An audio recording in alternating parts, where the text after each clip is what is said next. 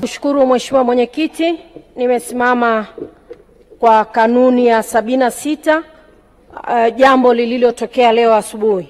Mheshimiwa Mwenyekiti, nakushukuru kwa kunipa nafasi hii. Naomba nisome kwa ufupi ili tuweze kuelewa.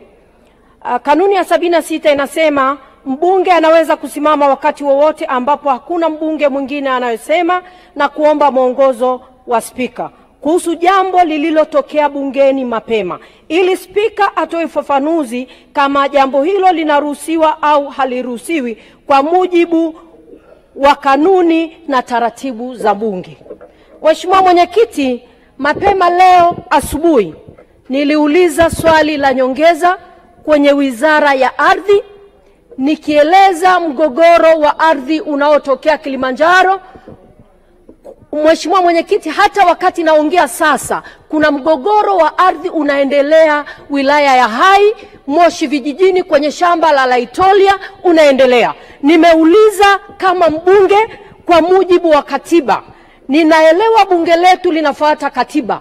Ndani ya bunge kuna wabunge wa viti maalum, kuna wabunge wa majimbo, kuna wabunge wa kuteuliwa na rais, kuna wabunge ambao ni wawakilishi wa baraza la wakilishi, lakini kuna mwanasheria mkuu wa serikali. Kwa mujibu wa katiba, bunge letu, wabunge hawa hawajapewa wigo kwamba mwisho wako wa kuuliza swali ni hapa. Umepewa utaratibu wa kuishauri serikali na kuweza kuisimamia. Mheshimiwa Felista Njau, jielekeze kwenye hoja yako tafadhali. Sawa, naelekea kwenye mwongozo Mheshimiwa Mwenyekiti. Mheshimiwa Mwenyekiti, wakati nauliza swali, Mheshimiwa Naibu Waziri hakuniaddress swali langu kabisa. Maana yake hakunijibu mimi. Alikuwa anaongea anamtaja Mheshimiwa mbunge wa jimbo. Nafurahi akimuaddress. Lakini Mheshimiwa Mwenyekiti, nilikuwa naomba anijibu mimi kwa sababu sikutendewa haki. Hakunijibu swali langu. Alimuaddress mbunge wa jimbo akazungumza mwanzo mwisho wala hakunijibu. Na mimi nimetumwa na wananchi kwa mujibu wa katiba. Nina haki ya kupewa nafasi hiyo. Mheshimiwa Mwenyekiti, naomba mwongozo wako kama nimetendewa haki. Asante. Mheshimiwa Nusrat Hanje. Mheshimiwa Mwenyekiti, nasimama kwa kanuni ya 76 na sitaitaja, lakini pia najielekeza katika kanuni ya 53, kanuni ndogo ya kwanza.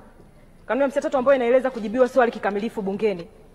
Na Mheshimiwa Mwenyekiti, wakati nimeuliza swali leo namba 528 na swali langu lilikuwa limeuliza kwamba serikali imepoteza mapato kiasi gani tangu mwaka 2015 mpaka mwaka 2020.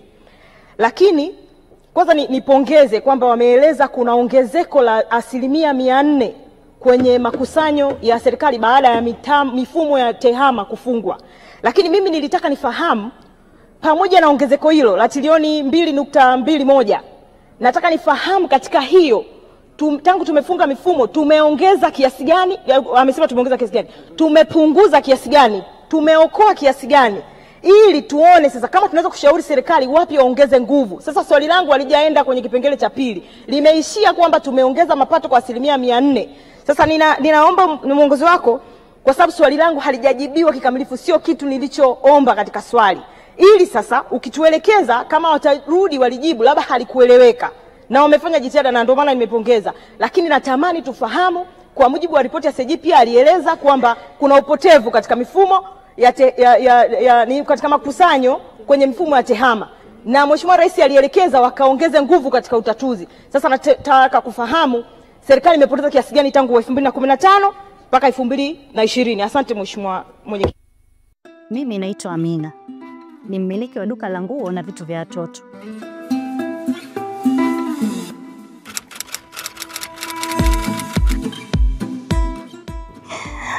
Kwa sababu naweza kujihudumia bima ya safari muda wote kwenye WhatsApp yangu. Isitoshe naipata bima papo hapo kwenye simu na email yangu.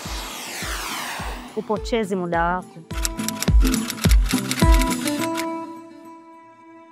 Napenda jinsi ilivyo rahisi kuhakiki bima hiyo.